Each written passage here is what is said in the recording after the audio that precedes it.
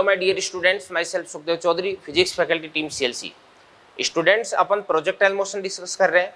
तो पिछले लेक्चर तक अपन ने जो क्षैतिज से मतलब धरातल से धरातल जो अपन प्रोजेक्टाइल फेंकते हैं उसकी अपन स्टडी कंप्लीट कर चुके थे। तो आज मैं किसी भी बिल्डिंग से हॉरिजॉन्टल डायरेक्शन में यानी क्षैतिज दिशा में कोई भी प्रोजेक्टाइल उसको फेंकने वाला हूँ, ठीक है ना। अब सुनो ध्यान से, तो हेडिंग डाल देता हूँ मैं,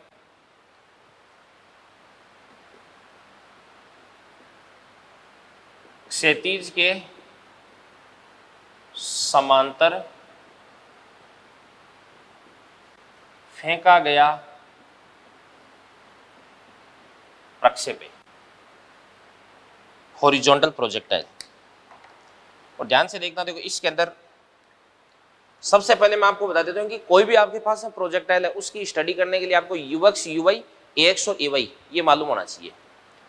तो आपको यूएक्स, यूवाई, एएक्स और एवाई ये सारी की सारी चीजें आपको मालूम होनी चाहिए।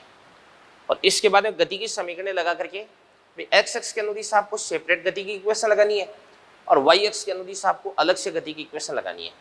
तो लगा करके फिर उसके बाद में आप आराम से किसी भी टाइप का इक्वेशन सॉल्व कर सकते हैं। तो यहाँ पे देखो ध्यान से, जैसे मतलब ये धरातल है,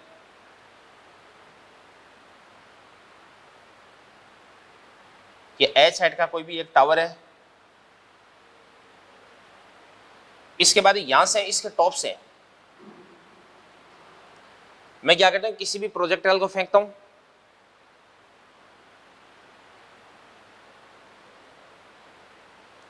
और इसके बाद में ये जो प्रोजेक्टाइल है इस प्रकार से यूं पैराबोलिक गति करता हुआ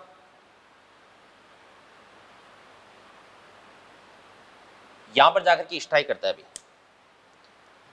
तो यहां पे इसका जो प्रारंभिक वेग है वो मैंने क्षैतिज रखा है, तो प्रारंभिक वेग को अपन क्या बोल देंगे, यू बोल देंगे, ठीक है ना। और जब ये यहां पे टकराता है तो इस स्थिति में इसका जो वेग है वो क्या देगा आपके पास में, v। v का ये तो आपके पास x घटक हो देगा,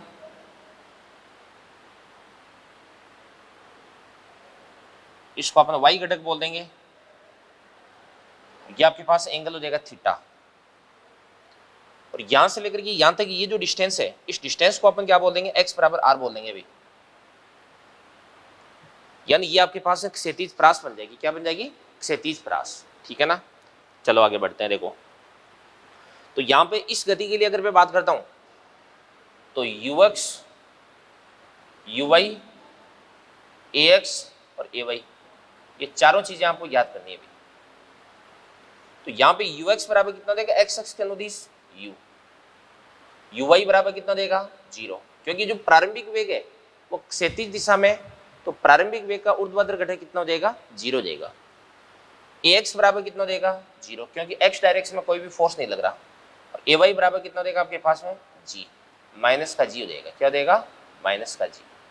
ये बात होगी भी, ठीक है ना। अब सुनो ध्यान से देखना, देखो सबसे पहले अपन ये देखते हैं कि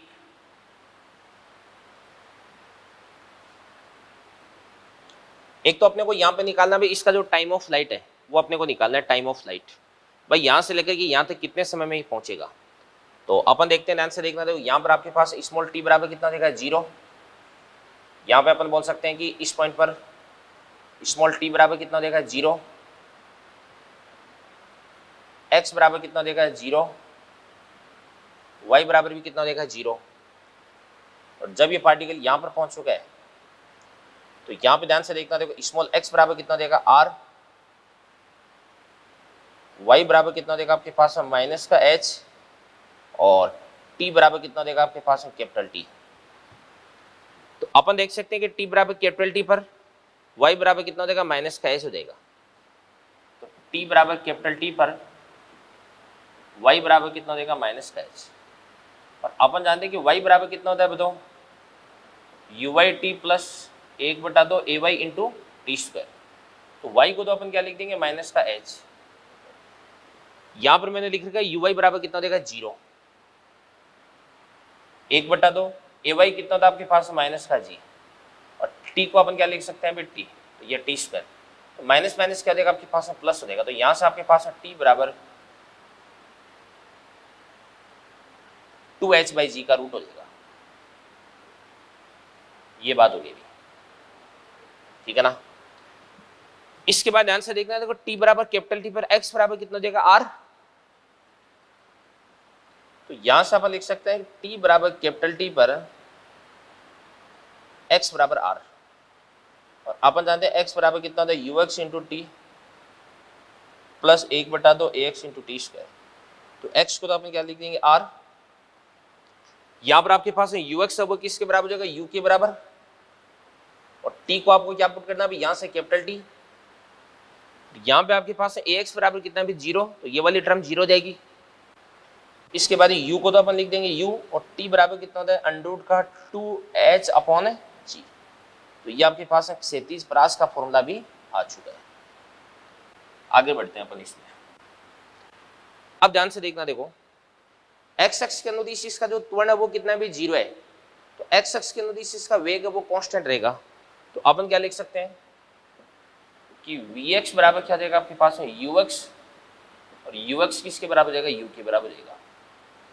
इसके बाद में अपन बात करते हैं कि इसकी vy की बात करते हैं vy, तो तीसरी समीकरण अपन लगा देते हैं, vy स्क्वायर बराबर कितना होता है आपके पास में uy square plus 2ay into y, तो vy आपको कैलकुलेट करना है, uy कितना देगा आपके पास में तो 0, और इसके बाद में 2 का 2, और ay बराबर कितना देगा माइनस का g, और y बराबर कितना देगा आपके पास h माइनस का, तो माइनस माइनस प्लस हो जाएगा, तो vy बराबर कितना देगा आपके पास √2gh हो जाएगा, ठीक है ना। अब अगर यहाँ से आपको tan थीटा निकालना है, तो tan थीटा बराबर क्या होता है vy अपॉन vx, तो vy कितना देगा आपके पास 2gh का रूट अपॉन ये आपके पास u हो गया, ठीक है ना।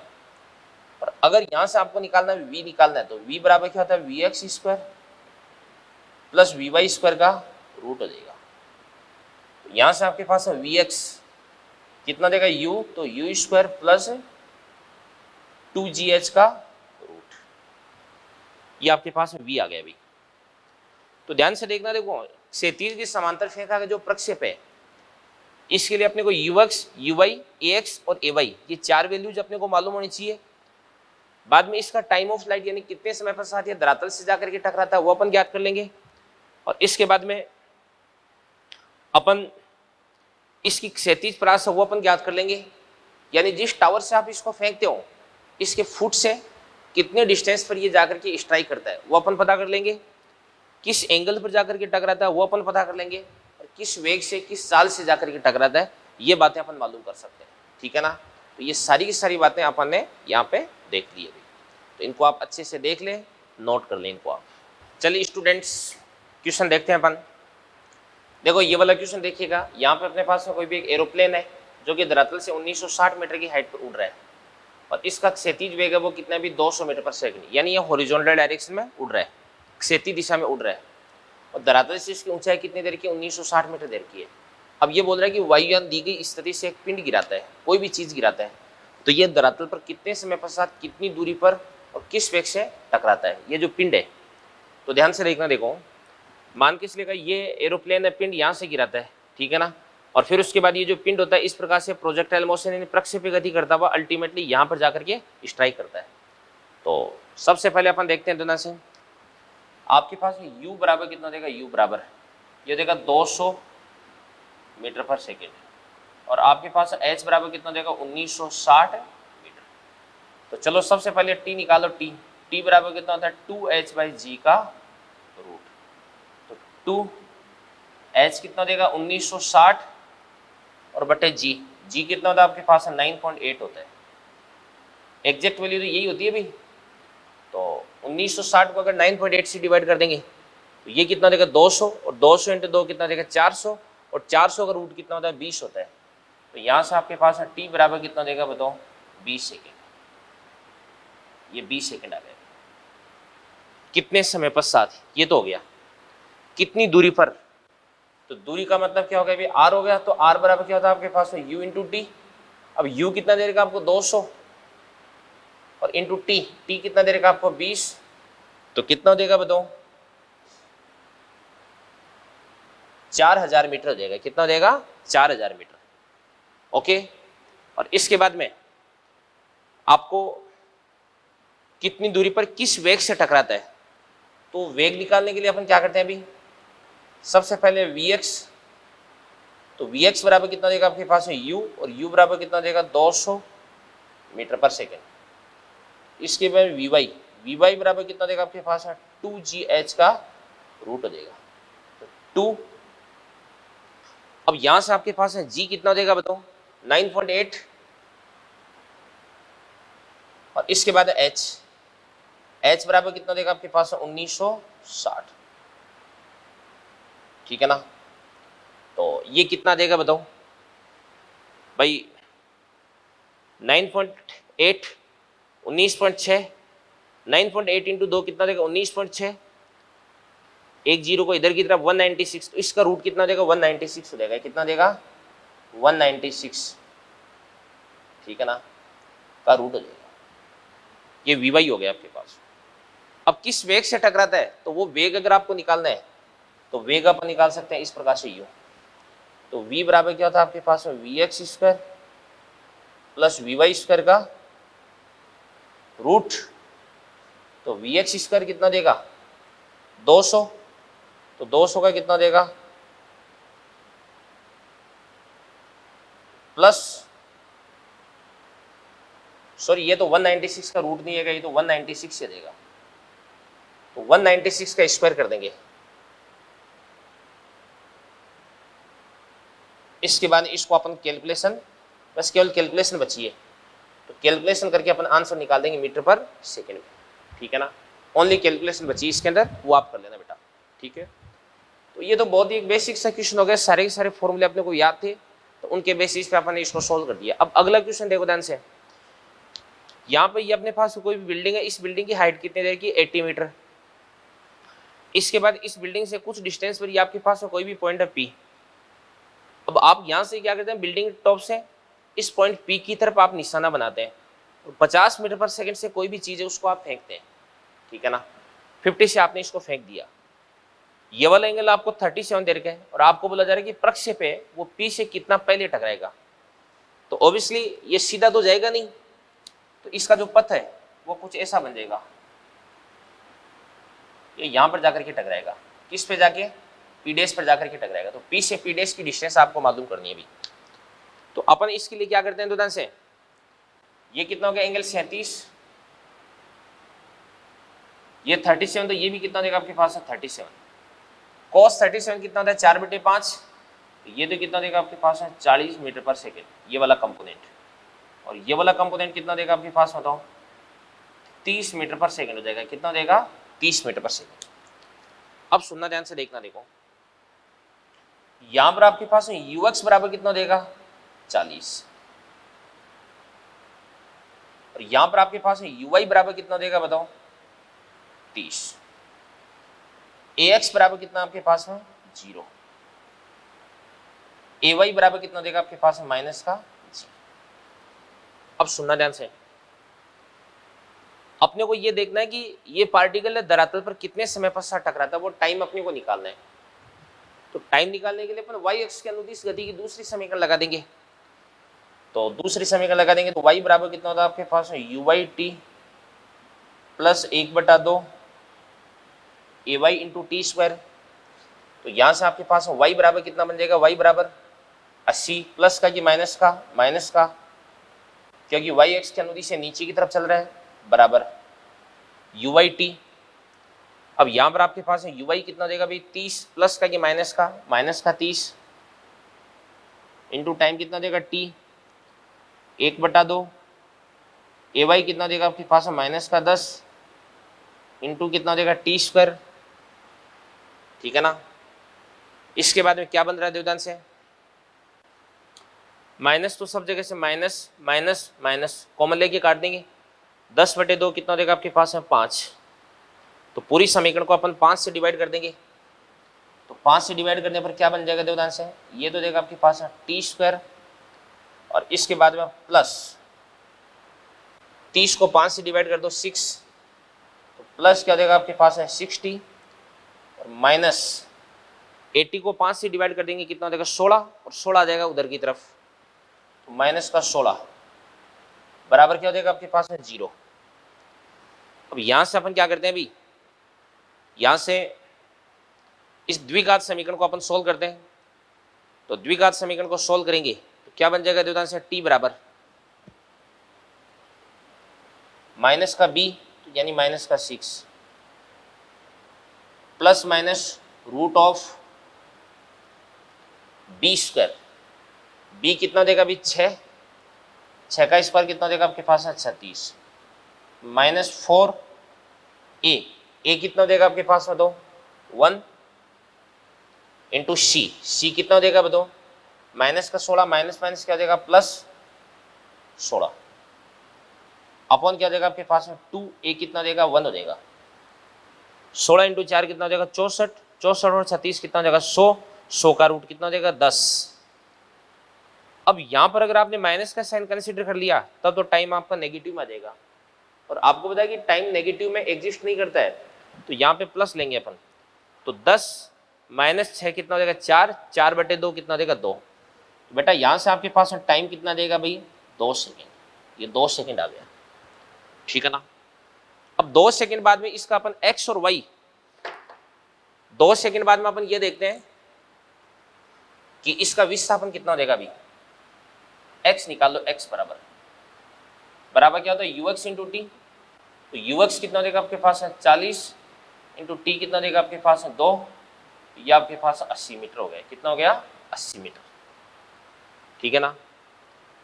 अब आपको क्या करनी है भी, ये वाली डिस्टेंस याद करनी है भी, यहां से लेकर के यहां तक की डिस्टेंस पता करनी है, ये वाली डिस्टेंस। तो ये वाली डिस्टेंस अपन कैसे पता कर सकते हैं भी, ये tan थीटा लगा देंगे, तो अपन लिख सकते हैं tan 37, तो tan 37 बराबर कितना होता है 3/4, और tan थीटा बराबर क्या होता है लंब बटे आधार, लंब कितना देगा 80 बटे यहां से लेकर के यहां तक की जो डिस्टेंस, इसको अपन क्या बोल देंगे d बोल देंगे।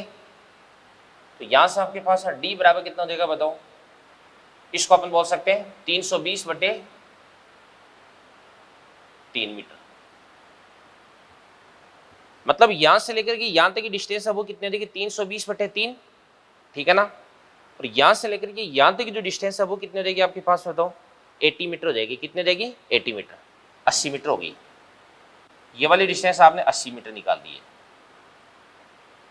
अब आपको P से P डैश की डिस्टेंस अगर मालूम करनी है तो ये अपन कर सकते हैं आराम से, तो ये आपके पास रहेगा P डैश बराबर 320 बटे 3 माइनस कितना देगा आपके पास 80, तो 320 माइनस कितना देगा 8 इंटू 3 240 बटे कितना देगा 3, तो कितना देगा 80 बटे 3, 80 बटे 3 मीटर, ये आपका आंसर हो गया अभी।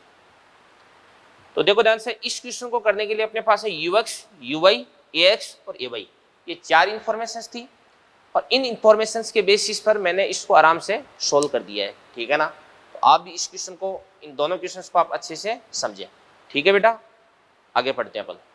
चलिए बच्चों ध्यान से देखना, देखो ये अपने पास में कोई भी एक बिल्डिंग है, कोई मीनार है, कोई टावर है, इसकी हाइट है वो कितनी भी 80 मीटर है, और इसके टॉप मोस्ट पॉइंट्स हैं हॉरिजॉन्टल के साथ में 37 डिग्री के एंगल पर 50 मीटर पर सेकंड की वेग से अपन किसी भी चीज़ को फेंकते हैं। तो एक तो इसका टाइम ऑफ फ्लाइट यानी उड्डयन काल, और एक इसकी क्षैतिज परास आर है, ये आपको मालूम करनी है, ठीक है ना। मैंने आपको बता रखा कि ऐसा क्वेश्चन करने के लिए आपको ux, uy, ax और ay, ये 4 चीज़ें आपको मालूम होनी चाहिए और कुछ भी नहीं, ठीक है ना। तो चलो देखते हैं अपन, देखो ध्यान से। सबसे पहले अपन निकालते हैं इसका ux कितना देगा और uy कितना देगा, ux uy। तो यहाँ पे ध्यान से जो आपके पास है ux बराबर कितना देगा u cos थीटा, u कितना देगा 50, cos 37 कितना होता है 4/5, तो ये तो आपके पास है 40 मीटर पर सेकंड हो गया। uy बराबर कितना देगा बताओ 50, sin 37 कितना था 3/5, तो ये आपके पास है 30 मीटर पर सेकंड हो गया। ऑब्वियसली ax बराबर कितना है 0, और ay बराबर कितना है माइनस का g यानी माइनस का 10 मीटर पर सेकंड स्क्वायर। ये बात हो गई। अब सबसे पहले अपन निकालते हैं टी, निकालते हैं इसका उड्डयन काल निकालते हैं भाई। तो वाई एक्स के अनुदिश इस गति का समीकरण लगा देंगे। वाई बराबर क्या होता है, यू बाई टी माइनस का 1/2 जी टी स्क्वायर। तो ध्यान से देखना, देखो पार्टिकल पहले तो कहाँ पे था, यहाँ पे था, ऊपर की तरफ जाकर के अल्टीमेटली धरातल से जाकर के टकराता है। तो प्रारंभिक बिंदु, अंतिम बिंदु। तो वाई एक्स के अनुदिश इसका विस्थापन कितना देगा, माइनस का सी। माइनस का चिन्ह ये बता देगा कि विस्थापन नीचे की तरफ है।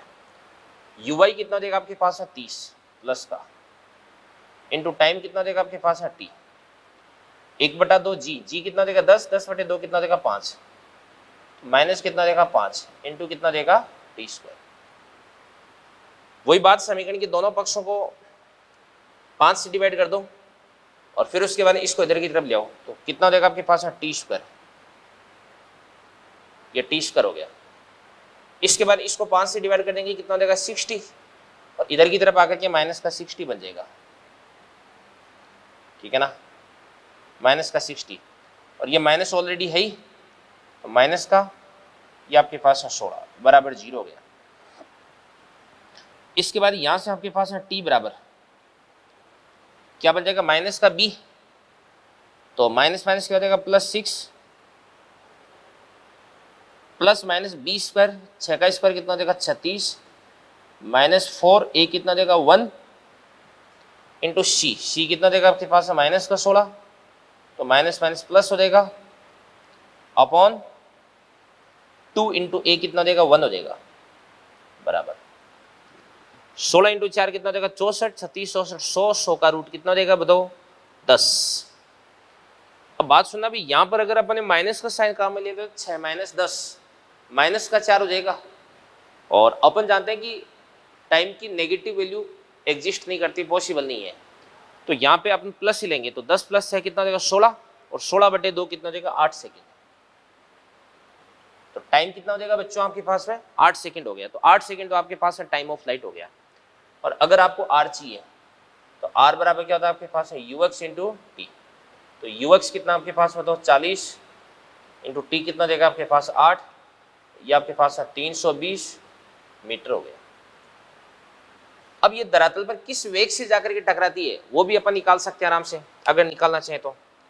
कोई बोल दे कि वी एक्स बराबर कितना देगा वी एक्स, तो वी एक्स बराबर तो यू एक्स ही हो जाएगा। यू एक्स कितना आपके पास है 40, तो ये तो 40 का 40 रहेगा।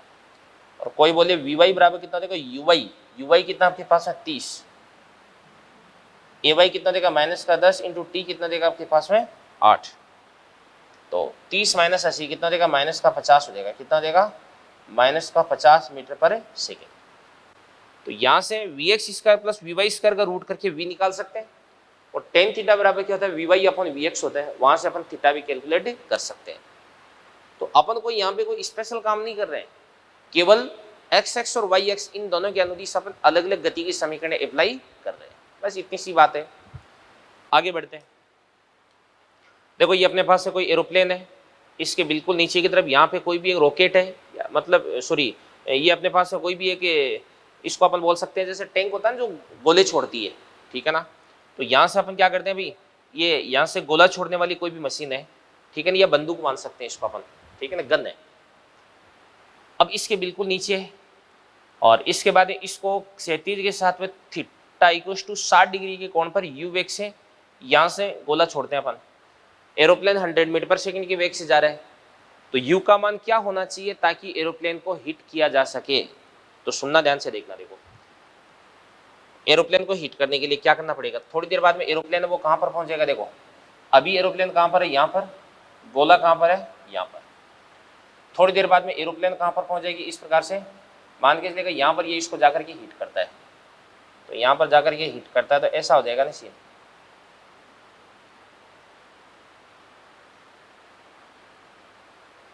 यहाँ पे जाके इसको हिट करता है। तो सुनना ध्यान से देखना, देखो अभी गोला यहाँ पे, एरोप्लेन यहाँ पे, थोड़ी देर बाद में गोला कहाँ पर पहुंचेगा, यहाँ पे, एरोप्लेन यहाँ पे, फिर ये यहाँ पे, ये यहाँ पे, ये यहाँ पे, ये यहाँ पे, ये यहाँ पे, ये यहाँ पे, फिर दोनों यहाँ पे पहुंचेंगे। तो मैं ये कह रहा हूं कि दोनों का एक्स एक्स के अनुदिश विस्थापन है वो बराबर है भाई। दोनों एक्स एक्स के अनुदिश अगर अपन बात करते हैं तो एक दूसरे के हमेशा ऊपर नीचे रहते हैं। तो एक्स एक्स के अनुदिश विस्थापन बराबर होने का मतलब ये है कि एक्स एक्स के अनुदिश इन दोनों का जो वेग है वो भी बराबर हो जाएगा। तो इसका एक्स एक्स के अनुदिश अपन बोलेंगे यूएक्स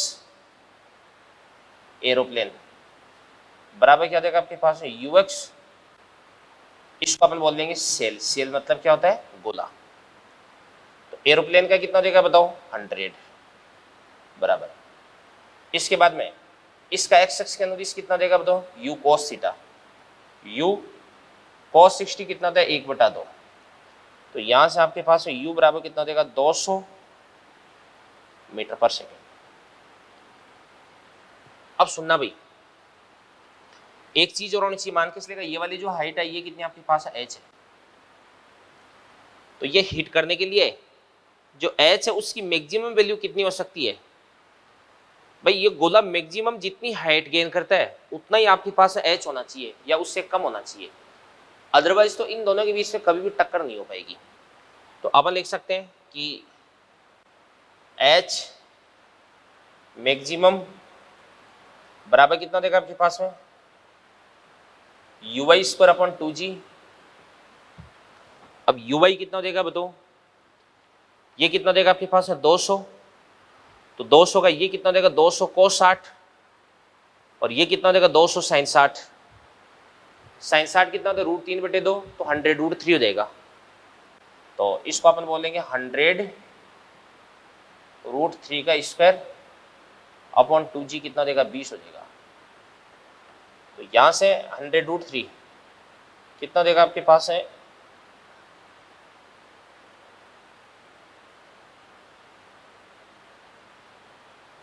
1000 को अपन 2 से डिवाइड करेंगे कितना देगा बताओ 500 × 3 कितना देगा 1500। मतलब यदि एरोप्लेन की जो हाइट है वो यहां से 1500 मीटर से ज्यादा होगी तो इस स्थिति में एरोप्लेन तो ऊपर से निकल जाएगी और गोला इसके नीचे से निकल जाएगा। यानी गोला अपनी संपूर्ण गति के दौरान एरोप्लेन की बराबर हाइट है वो प्राप्त ही नहीं करेगा, तो फिर उसके बाद में ये एरोप्लेन को हिट नहीं कर पाएगा। ठीक है ना, ये बात होगी भी। तो इन क्वेश्चंस को आप अच्छे से देखें, इनको आप समझें और फिर उसके बाद में इसी के साथ में आपका जो प्रोजेक्टाइल मोशन है वो फिनिश होता है और फिर उसके बाद में अपन स्टार्ट करेंगे न्यूटन्स लॉज ऑफ मोशन। ठीक है बच्चों, तो नोट कर लें इसको आप। तो चलिए डियर स्टूडेंट्स, इसके बाद में अपन डिस्कस करने जा रहे हैं न्यूटन्स लॉज ऑफ मोशन यानी न्यूटन के गति के नियम। तो इस चैप्टर के अंदर अपन विभिन्न प्रकार के जो फोर्स हैं उन फोर्सेस के बारे में अपन डिस्कस करने वाले हैं बच्चों। ठीक है ना, तो सबसे पहले मैं आपको बता रहा हूं बल क्या होता है। बल इंग्लिश में इसको अपन बोलते हैं फोर्स। बल क्या होता है अभी, किसी भी वस्तु को खींचना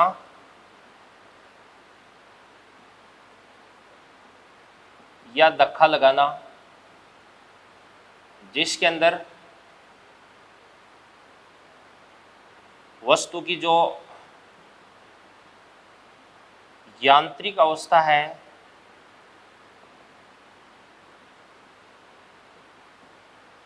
ये परिवर्तित हो सकती है।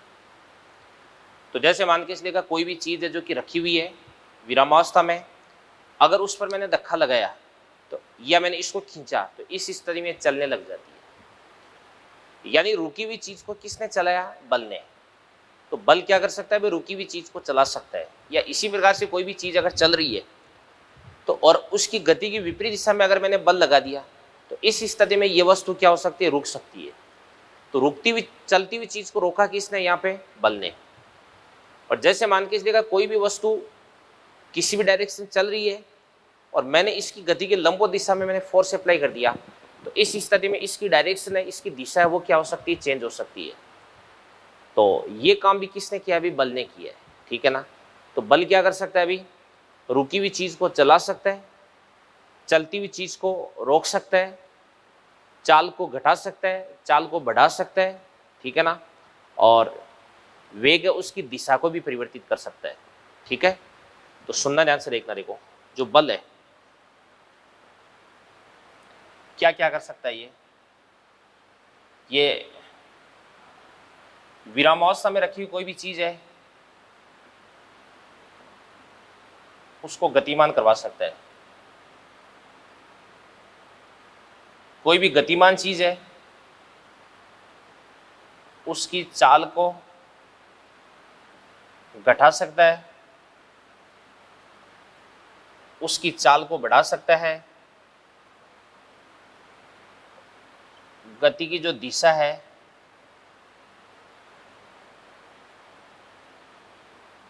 इसको परिवर्तित करवा सकता है।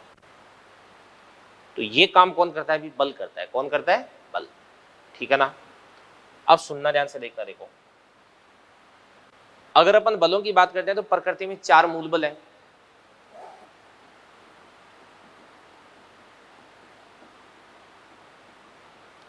कौन कौन से बल है? सबसे पहले तो एक तो देगा गुरुत्वाकर्षण बल,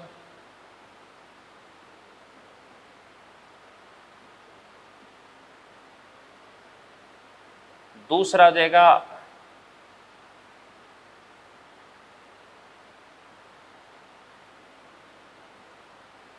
विद्युत चुंबकीय बल,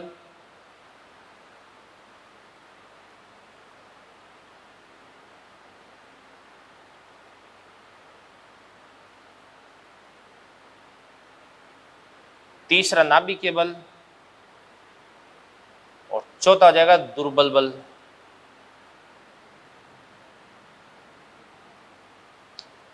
इनमें से अगर अपन गुरुत्वाकर्षण बल की बात करते हैं तो ये तो क्या होता है? वीकेस्ट। नाभिकीय बल की बात करते हैं तो ये क्या होते हैं? स्ट्रॉन्गेस्ट होते हैं, सबसे मजबूत होते हैं भाई। ठीक है ना।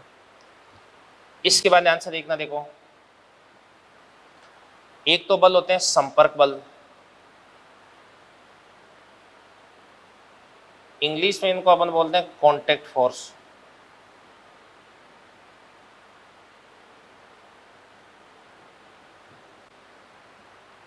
देखो, इन मूल बलों के बारे में थोड़ा सा बता देता हूं कि ये 4 मूल बल है ना, वही अन्य सभी प्रकार के बलों का निर्माण करते हैं। जैसे अपन बात करते हैं तनाव बल, तो तनाव बल क्या होता है? एक प्रकार का विद्युत चुंबकीय बल होता है। घर्षण बल एक प्रकार का विद्युत चुंबकीय बल ही होता है। ठीक है ना। तो देखो ध्यान से, तनाव बल,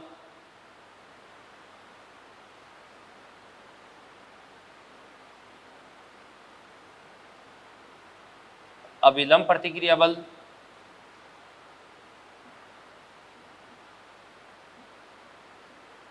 घर्षण बल,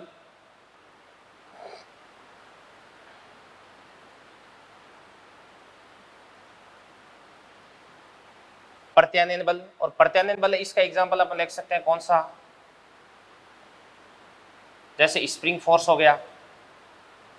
ये सारे के सारे किसके एग्जांपल होते हैं? भी विद्युत चुंबकीय बल के एग्जांपल होते हैं। गुरुत्वाकर्षण बल की बात करें तो ये कौन सा होता है? ये हो गया भार बल।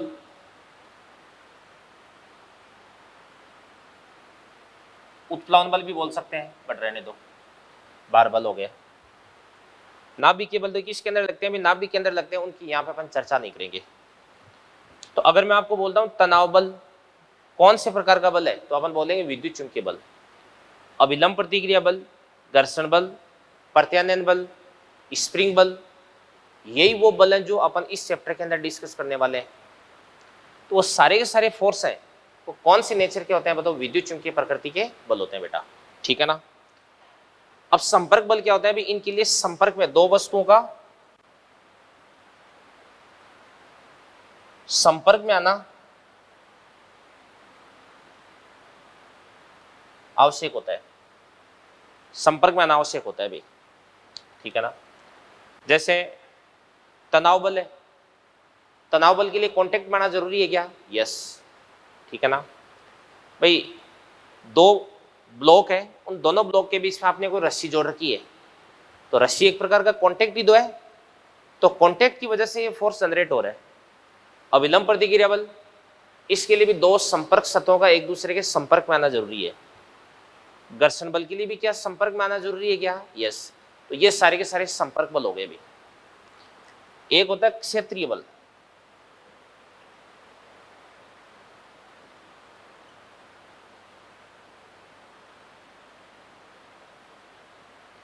जो क्षेत्रीय बल होते हैं इनके लिए संपर्क में आना जरूरी नहीं है,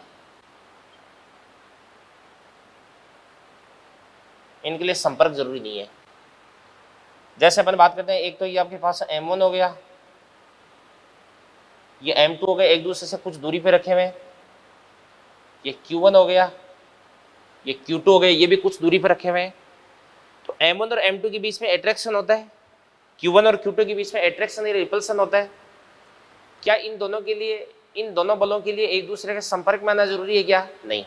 तो इसको अपन संपर्क बल नहीं बोलेंगे भी, ये क्षेत्रीय बल हो गया एक प्रकार का, ठीक है ना। तो ये बल के बारे में एक बेसिक सा इंफॉर्मेशन मैंने आपको दी है, ठीक है ना। इसको आप अच्छे से देख सकते हैं, समझ सकते हैं। इसके बाद में देखिएगा, देखो जैसे मान के चलिएगा कोई भी वस्तु है वो रेस्ट में है, और अगर ये रेस्ट में है तो इस पर आपने इधर की तरफ अगर फोर्स अप्लाई कर दिया तो ये ऑब्वियसली इधर की तरफ ही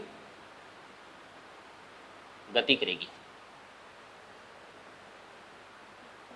मतलब ये हुआ कि विरामावस्था में स्थित वस्तु पर अगर फोर्स लगाया जाए तो वस्तु परिणामी बल के अनुदिश गति करती है।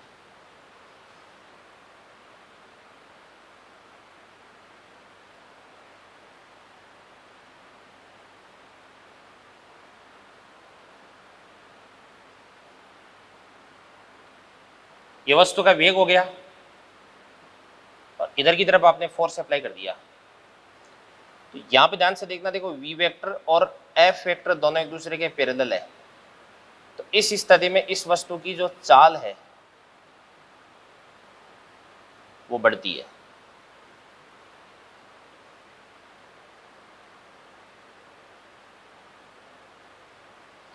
मान के चलिएगा फोर्स तो आपने इधर की तरफ लगाया है, बट वस्तु गति इधर की तरफ कर रही थी, तो यहां पे वी वेक्टर एंटी पैरेलल है किसके? फोर्स के। तो इस स्थिति में जो चाल है वो क्या हो जाएगी? घट जाएगी। मान के चलिएगा वस्तु है, उसका वेग तो इधर की तरफ था, गति तो इधर की तरफ हो रही थी, बट आपने फोर्स है वो इधर की तरफ लगा दिया। तो इस स्थिति में जो एफ वेक्टर है वो परपेंडिकुलर है किसके? वी वेक्टर के। तो इस स्थिति में केवल और केवल जो दिशा है ना वो परिवर्तित होती है, जो चाल है यानी जो परिमाण है वो क्या रहता है बच्चों? अपरिवर्तित रहता है। यानी वेग ने इसका केवल परिमाण है, वेग का परिमाण तो अपरिवर्तित रहेगा, केवल डायरेक्शन है वही चेंज होगी, ठीक है ना। ये बात होगी भी, ये वेग का काम हो गया। अब सुनो, बल का जो मात्रक होता है वो क्या होता है? किलोग्राम मीटर पर सेकेंड स्क्वायर। इसको अपन बोलते हैं न्यूटन, या क्या होता है भाई? ग्राम सेंटीमीटर पर सेकेंड स्क्वायर। इसको अपन बोलते हैं डाइन। अपन सब जानते हैं कि 1 न्यूटन बराबर कितना होता है? 10 की पावर 5 डाइन होता है। ये मैं आपको बता चुका हूं किसके अंदर? यूनिट्स एंड डायमेंशंस वाले चैप्टर में बता दिया मैंने आपको। बल का एक मात्रक और होता है, क्या होता है बताओ? Kilogram weight. तो 1 किलोग्राम वेट बराबर 9.8 न्यूटन होता है। लगभग इसको अपन क्या बोल सकते हैं? 10 न्यूटन बोल सकते हैं, ठीक है ना। तो अगर आपको बोल दिया जाए कि किसी भी चीज का जो वेट है, वजन है, वो कितना भी 10 किलोग्राम वेट है, तो इसका मतलब क्या हो जाएगा आपके पास? 10 × 9.8 बराबर 98 न्यूटन। तो न्यूटन में अगर इसको अपन ज्ञात करेंगे तो ये कितना हो जाएगा आपके पास? 98 हो जाएगा। कितना हो जाएगा? 98। समझ में आ गई ना बात है ये चीज। तो स्टूडेंट्स, ये था अपना आज का लेक्चर नंबर 20। तो लेक्चर नंबर 20 अपना फिनिश होता है, और अगले लेक्चर पर जब अपन मिलेंगे तो मैं आपको न्यूटन की गति के तीनों नियम, यानी पहला नियम, दूसरा नियम, तीसरा नियम, ये समझाऊंगा। इसके बाद संवेग क्या होता है वो मैं आपको समझाऊंगा, आवेग संवेग प्रमेय क्या होती है ये सारी की सारी बातें मैं आपको बताऊंगा। इसके बाद टेंशन फोर्स है, नॉर्मल रिएक्शन फोर्स है, इनको अपन किस प्रकार से अप्लाई करते हैं, किस प्रकार से अपन इक्वेशंस बनाएंगे, किस प्रकार से फ्री बॉडी डायग्राम बनाते हैं, तरह तरह की जो प्रॉब्लम्स हैं वो अपन डिस्कस करेंगे अगले लेक्चर पर। Thank you very much, all the best, अच्छे से पढ़ाई कीजिएगा बेटा।